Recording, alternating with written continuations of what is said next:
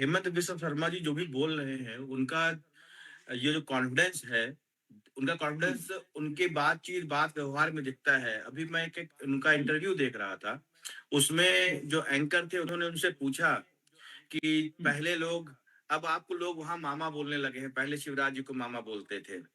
तो हेमंत हुँ, बिस्व शर्मा जी ने बोला कि पहले ये लोग मुझे दादा बोलते थे, अब मामा बोलते हैं, यही आने वाले लोग मुझे कल काका बोलेंगे।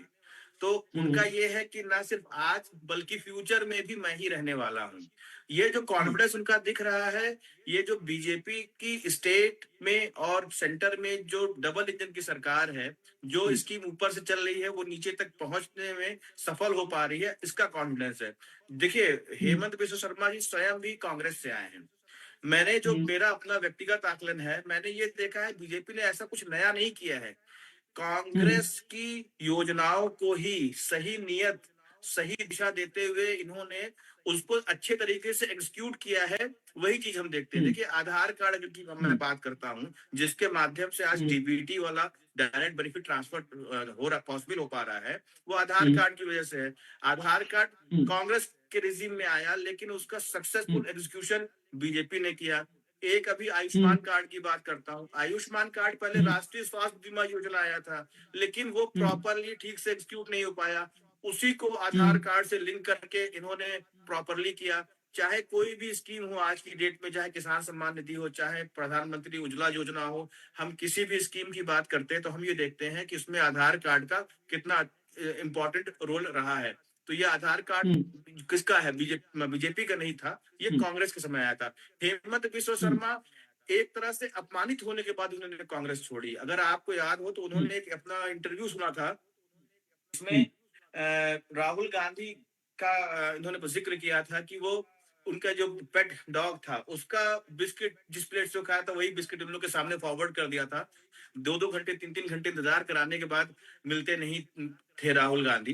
राहुल गांधी हुँ, क्या, देखिए जैसे, लेकिन पावर सेंटर की जहां बात करते हैं, ये जो हुँ, चीज है, पहले ये चीज सिर्फ कांग्रेस में थी। पावर सेंटर मुझे नहीं हुँ, लगता है कि कांग्रेस में बहुत ढेर सारे हैं, क्योंकि मुझे लगता हुँ, है कि वहां पे एक परिवार है, वो डिसीजन लेता है कि क्या हुँ, होना है और क्या नहीं होना है।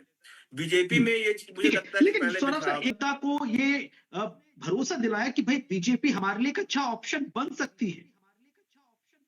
कुणाल जी, प्रधानमंत्री श्री नरेंद्र मोदी ने डायरेक्ट अपना एक कनेक्टिविटी कनेक्शन स्टैब्लिश किया है पब्लिक के साथ। अगर आपको हुँ, याद हो तो 2019 में जब एक था ना चौकीदार चोर वाली बात चली थी, तो उस वक्त हुँ, पूरे देश में मैं भी चौकीदार करके चला था एक कैंपेन।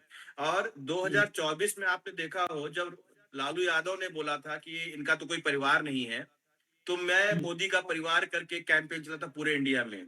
तो ये एक हुँ, विश्वसनीयता प्रधानमंत्री श्री नरेंद्र मोदी जी ने अपनी बनाई है।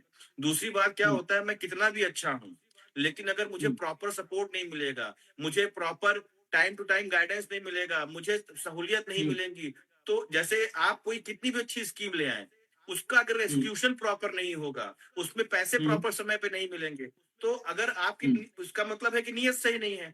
तो कितना भी हुँ, अच्छा काबिलियत हो, वो उसको मतलब अगर हम लोग देखें, हो सक जैसे आज क्रिकेटर की टीम बात करते हुँ, हैं, हम हुँ, भारत में बहुत से ऐसे प्लेयर होंगे जो बहुत अच्छा खेलते हुँ, होंगे। हो सकता है कि किसी समय में हुँ, सचिन तेंदुलकर से भी अच्छा खेलने वाला कोई खिलाड़ी रहा हो, हम वहां तक हुँ, पहुंच नहीं पाए। तो हुँ, अगर आप कितने भी काबिलियत हो, अगर आपको प्रॉपर समय पर नरिशमेंट नहीं हुँ, मिलेगा, तो वो चीज नहीं हो पाएगी। हुँ, वही चीज हेमंत बिस्व शर्मा के साथ में, इनकी किस्मत अच्छी थी कि इनको प्रधानमंत्री श्री हुँ, नरेंद्र मोदी जैसा नेतृत्व मिल गया, जिनके साथ हुँ, ये आसाम की जनता के बीच में एक अच्छी रेपो बना पाए और आसाम को हुँ, विकास की राह पे ला पाए। हुँ। जी कुणाल जी। ठीक, अब ठीक है, सुधीर सर, क्योंकि अक्सर कहा ना सिर्फ राजनीति में हर जगह कहा जाता है कि भाई उगते सूरज को बीजेपी के फायरब्रांड इस जगह पर लाकर खड़ा कर दी। देखिए कुणाल जी, अभी आपने एक बात और की थी एनआरसी और सीए की।